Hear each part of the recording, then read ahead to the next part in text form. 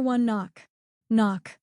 Like any 5-year-old boy, Ryan woke up and tumbled out of bed, quickly bouncing back to his feet and racing toward the bathroom, only to find the door locked. He knocked, but there was no answer. The muffled sound of music and water running made his need to pee all the more desperate. Dancing anxiously in place, Ryan wondered why mornings were always so chaotic and wished he could just get to the bathroom without an adventure. Unable to wait, he dashed down the stairs, through the living room, and straight to the back door. He unlocked the handle, but the door wouldn't budge. Sighing, he realized he had forgotten the deadbolt. Smacking his forehead and muttering, "Duh," Ryan unlocked the deadbolt and tried again. The door opened a few inches, then rattled shut. He froze, imagining someone on the other side, but relief washed over him when he saw the chain was still on, and he was too short to reach it. He pulled the door open as far as it would go, tugged the front of his pants down a bit, and, with pinpoint aim, finally found relief. Shivers ran through his body, and for a moment he lost focus, accidentally splashing the door before regaining control. Finished, he ran to the living room and jumped onto the couch, ready for cartoons. As Ryan knelt and watched TV, the creak of footsteps echoed down the stairs, and the smell of cigarette smoke drifted into the room. Rose, his mom, appeared, her tired eyes scanning the mess. A cigarette hung from her lips, both hands wrapped around her phone, music playing softly from its speaker. The sharp tapping of her nails against the screen mixed with the tension of her busy morning. Rose looked at Ryan. "Good morning, baby. Are you hungry?" "Yes," Ryan replied, knowing his mom made the best breakfast. Ryan hopped up and ran past her, stumbling over the rug at the kitchen doorway. He bumped into Rose, making her drop her phone. "Ryan!" Rose yelled, frustration flaring. Already on his knees, Ryan slid under the table, colliding with the army men he'd set up the night before. "Mom, I'm sorry," he stammered, peeking out from under the tablecloth. Rose lifted the cloth, grabbing some toys in her hand as plastic rattled across the floor. Ryan clutched an army truck, rolling it back and forth on the floor. Rose called his name, her tone sharp as she surveyed the mess. Gray and green army men lay scattered everywhere beside a bowl of half-eaten cereal from the night before, the milk now tinged red with a soggy soldier floating on top. A spoon, rubber-banded to a block, formed a makeshift catapult with army men poised for launch into the cereal bowl lake. "What is this mess?" Rose asked, her voice softening from yelling, the anger fading into frustration. She sighed. "Come on, Ryan, you have to be more mindful, dude. I can't keep cleaning up after you." Despite her irritation, Rose took a moment to check out Ryan's imaginative setup.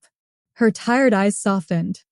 "Look, Mom, this guy got caught stealing, so the other soldiers are going to launch him into the lake. The cereal bowl is the lake," Ryan explained, his voice trembling.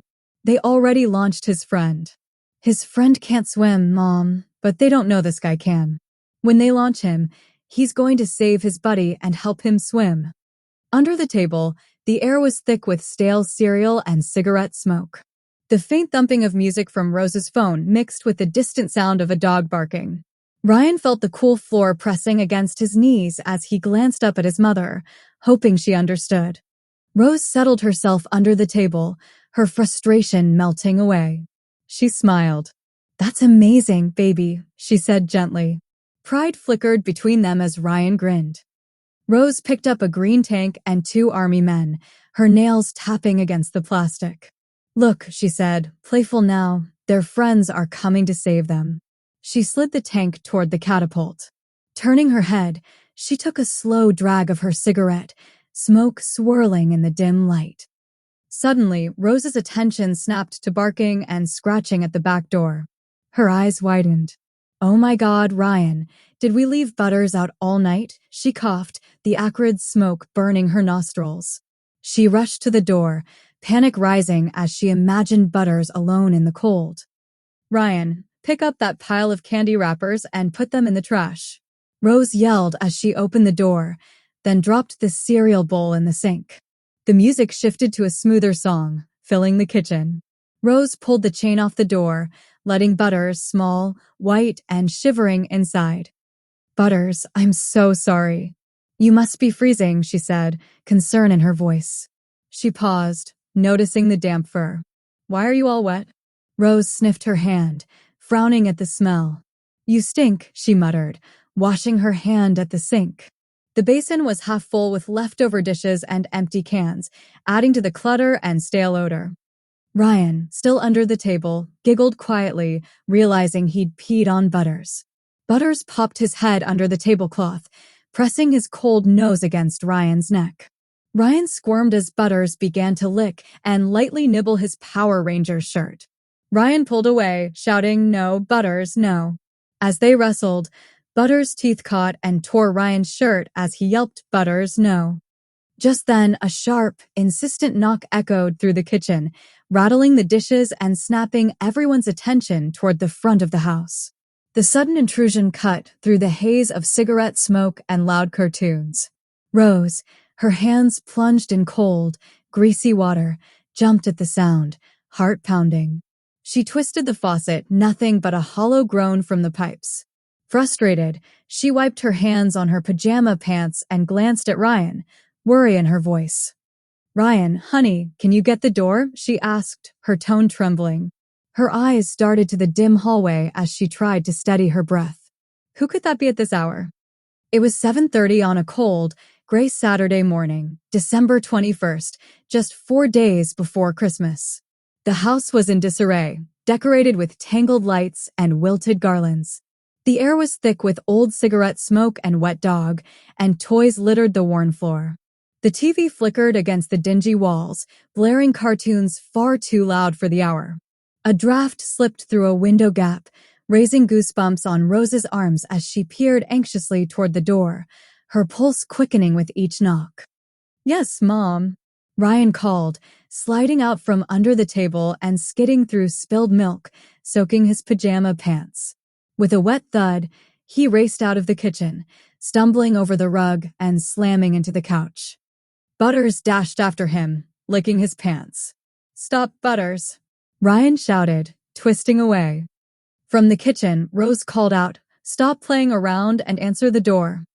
"I'm trying, but Butters won't stop," Ryan replied, shaking off the pain from hitting the couch. He dodged around a toy truck, swinging his arms exaggeratedly and throwing his head back. His hands disappeared into his oversized pajama shirt. Under his breath, Ryan muttered something Rose couldn't quite hear. "You better lose that attitude and put on a smile," Rose warned. "Santa is always watching." As Ryan reached the door, he replied with a hint of irritation, "I know, Mom. I know Santa's watching, God's watching. When do I get to just sit and watch?" Ryan opened the door. His eyes squinted as the low winter sun flooded the dark entryway, momentarily blinding him. For an instant, he froze, then his face lit up with recognition. He bounced on his toes and waved his arms, unable to contain his excitement. "Mom," Ryan shouted, his voice cracking with joy. "It's Dad. It's Dad." Rose still at the sink. Well, good he can fix the damn sink. Rose then muttered under her breath, it's the least he could do. Gary, Ryan's dad and Rose's ex-husband, stepped into the house, his broad shoulders filling the doorway. He was a very tall, hefty man with a thick, unruly beard. The cold winter air clung to him as he entered, carrying 2 bags, one in each hand. He wore a worn leather jacket over an old rock band t-shirt, paired with faded blue jeans and beat-up shoes that left traces of slush on the threshold. As soon as Gary crossed the entry, he called out warmly, "Hey, buddy. I missed you." His face split into a grin, and Ryan's matched it instantly. Dropping his bags with a heavy thud, Gary barely had time to open his arms before Ryan leaped up, wrapping himself around his father's neck. Gary staggered, almost dropping him, and laughed. "Oh man, you're getting big," he exclaimed, his voice echoing through the room. Ryan squeezed tightly, his nose buried in Gary's beard. The scents of coffee and tobacco mingled with the crisp cold air still pouring through the open door, adding a sharp bite to the warmth of their reunion. From the kitchen, Rose called out sharply, "Can you shut the door? You're letting all the heat out." I can barely afford to keep it on as it is. Let's not waste it, please. Her words cut through the cozy moment, tinged with practical worry. Gary, still cradling Ryan in one arm, reached out with his free hand and swung the door shut. It slammed with a dull thud, causing the Christmas bells hanging on the handle to tumble and scatter across the floor in a chorus of jingles. The room grew dim again, the sudden absence of sunlight making the space feel colder and more intimate. Ryan, undeterred, called over his shoulder, "Mom, can we turn on some lights?" He wandered toward the living room, his excitement undimmed. Gary, following close behind, stumbled over Butters, the family dog. "Come on, you mutt," Gary muttered, nudging the dog aside with his leg.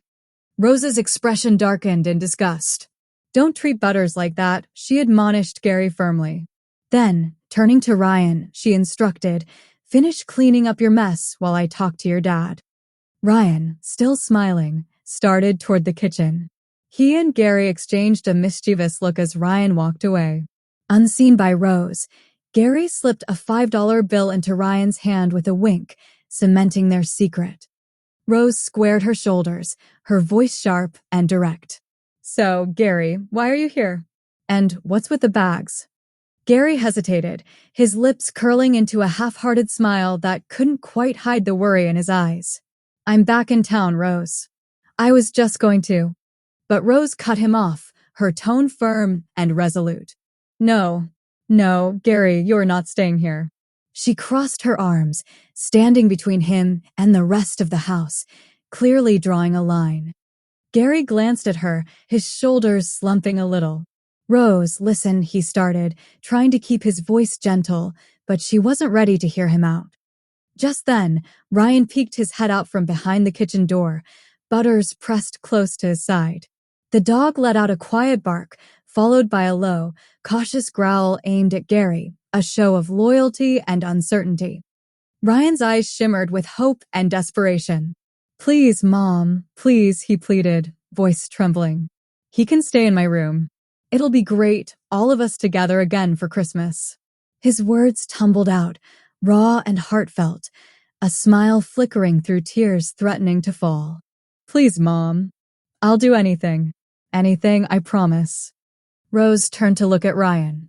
He stood there, cheeks flushed, hands balled into anxious fists. He looked half scared, half bursting with excitement, teetering between hope and dread. Rose's expression softened for a moment, caught between practicality and her son's longing. "Ryan, baby," she said, her voice gentler but still edged with worry, "go clean up your mess. I'll talk to your dad. Then I'll cook breakfast and we can talk about it while we eat, okay?" Ryan puts his head down. His smile leaves his face, and his eyes fill with tears as he slowly turns and walks back into the kitchen to finish cleaning his mess. Each step feels heavier than the last, the bright hum of the morning now muffled by the ache in his chest. He wipes at his eyes, hoping his mom doesn't notice, the scent of dish soap stinging his nose as he forces himself to focus on the task in front of him. All he can think about is the warmth of Christmases past, the laughter, the music, the family together, and how fragile it all feels now. Rose turns to Gary and says, "Let's go out on the porch and talk." She picks up the fallen Christmas bells, their metallic jingle briefly breaking the tension, and then the two walk out the front door together. As Ryan is cleaning, he hears his parents' voices rising in the next room. Through the slightly cracked door, his mom's footsteps stomp loudly across the porch, each thud echoing with the weight of old arguments. The sounds are all too familiar, an uneasy rhythm that fills Ryan's chest with dread and sadness. Tears well in his eyes, hot and uncontrollable, as the ache of his fractured family presses down on him. He wipes at his cheeks, but the tears keep coming, dripping to the linoleum and forming tiny puddles of emotion beneath him. Then Ryan hears the car door open, followed by the distinct, mournful creak and the engine sputtering to life. Panic floods him. Without thinking, he bolts for the door, accidentally kicking a toy truck and stubbing his toe. The pain is sharp, but he barely notices, his heart pounding louder than the winter wind outside. Ryan rips the front door open and screams, his voice raw and desperate, "Please, Dad, no. Don't leave, please." Tears roll down his cheeks, glistening in the cold air and falling onto the porch, leaving little wet marks where they hit the wood. He darts barefoot across the porch, the frozen boards burning his feet with an icy sting. Each step feels like a punishment, as if the cold is trying to force him back inside, but Ryan's need to reach his father is stronger than any pain. Rose tries to catch him, arms outstretched, but Ryan slips from her grasp, the slippery slush and scattered rock salt crunching beneath his feet. He leaps down the broken front steps, snow stinging his ankles and numbing his toes, but he pushes on, fueled by hope and fear. Gary steps out of the car just as Ryan reaches him. Without hesitation, Gary sweeps his son into his arms. Come on, buddy, you don't even have shoes on. It's freezing out here, you've got to go back inside.